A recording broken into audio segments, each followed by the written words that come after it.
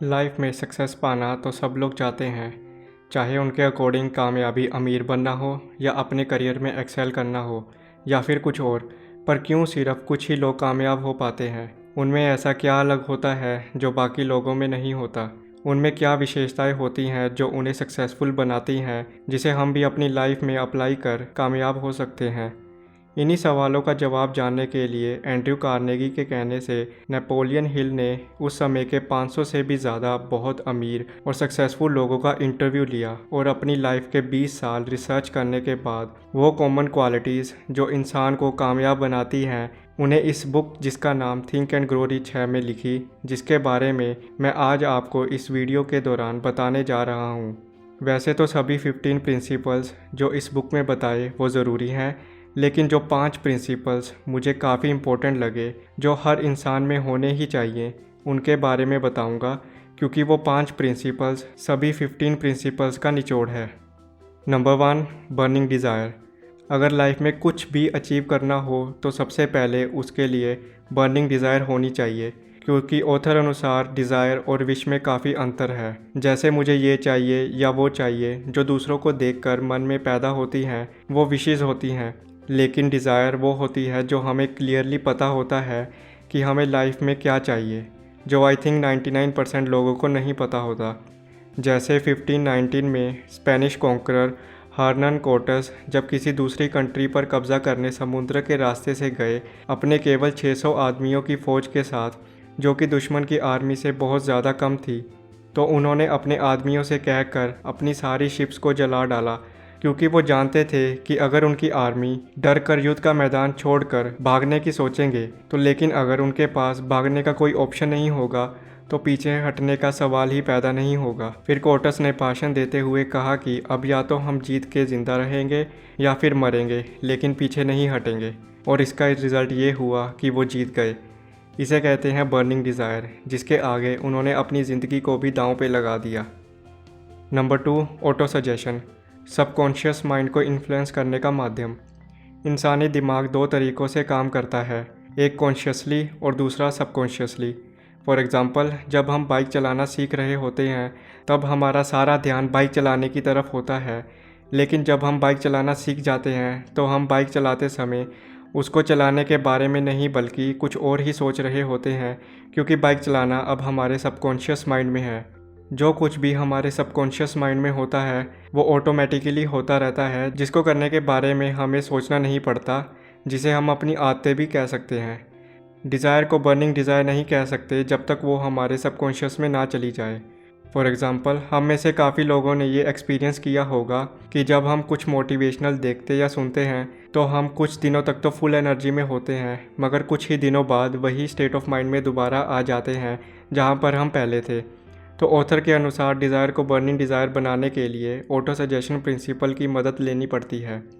Auto suggestion को हम repetition भी कह सकते हैं, मतलब बार बार दोहराना, दिन रात उसी के बारे में सोचना जब तक वो डिज़ायर हमारे सबकॉन्शियस में ना चली जाए जिसे हम अचीव करना चाहते हैं। उसके रिलेटेड नॉलेज गैदर करना, वीडियोस देखना, बुक्स रीड करना। Number 3, imagination. आज हम अपने आसपास जो कुछ भी देख रहे हैं, जो आज रियलिटी है, वो कभी ना कभी इमेजिनेशन थी। पहले उसे किसी ने इमेजिन किया, फिर उसके अकॉर्डिंग ऑर्गेनाइज्ड प्लान्स बनाए, तो वो आज जाके रियलिटी बन पाई। जैसे अगर आज जब हम एयरप्लेन देखते हैं तो हमें कोई सरप्राइज़ नहीं होता, क्योंकि आज वो रियलिटी है। पर उस समय जब कोई इसके बारे में सोच भी नहीं सकता था, तब राइट ब्रदर्स सोचते थे कि एक समय ऐसा आएगा जब इंसान भी आसमान में उड़ पाएगा, तो वो एयरक्राफ्ट को इमेजिन करते और ख़ुद पर भरोसा करते हुए उन्होंने अपनी इमेजिनेशन को रियलिटी में बदल दिया, जो कि दूसरों के लिए ऐसा कर पाना इम्पॉसिबल था। इसीलिए ऑथर कहते हैं कि इमेजिनेशन बहुत ज़रूरी है।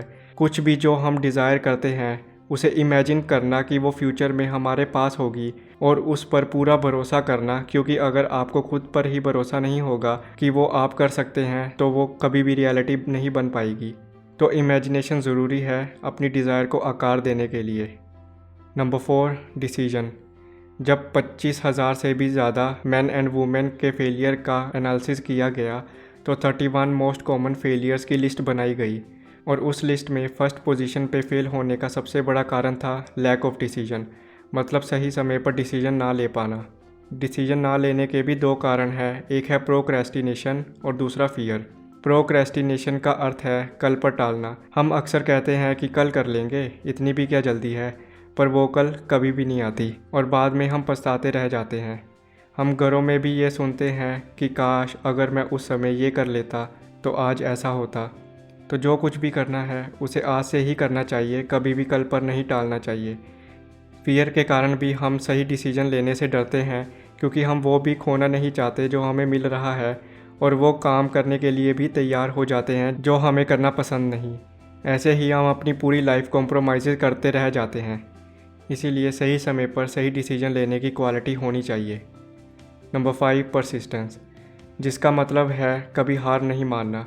आखिर में वो ही कामयाब होता है जो कभी हार नहीं मानता, चाहे रास्ते में कितनी ही मुश्किलें क्यों ना आए, बल्कि वो उनका सामना डटकर करते हैं। मुश्किलें उन्हें और स्ट्रॉन्ग बनाती हैं और फेलियर से वो कुछ नया सीखते हैं, जबकि अनसक्सेसफुल लोग ज़रा सी मुश्किल से भी हार मान जाते हैं और क्विट कर देते हैं। परसिस्टेंस को एक तरह से विल पावर भी कह सकते हैं, मतलब दृढ़ निश्चय। जैसे थॉमस एडिसन को 10,000 से भी ज़्यादा बार फेलियर का सामना करना पड़ा लाइट बल्ब इन्वेंट करने के लिए, परंतु उन्होंने हार नहीं मानी और लगातार कोशिश करते गए जब तक वो लाइट बल्ब बनाने में सफल नहीं हो पाए। ये होता है दृढ़ निश्चय, मतलब जो करना है वो बस किसी भी हाल में करना है, चाहे जो कुछ भी हो जाए।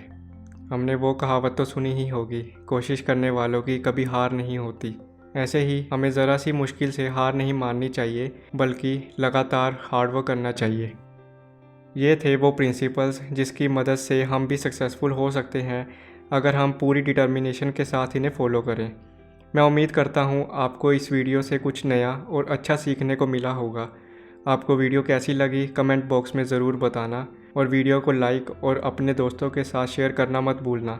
ऐसी और इन्फॉर्मेटिव वीडियोस देखने के लिए आप मेरे यूट्यूब चैनल 1% माइंडसेट को भी सब्सक्राइब करें।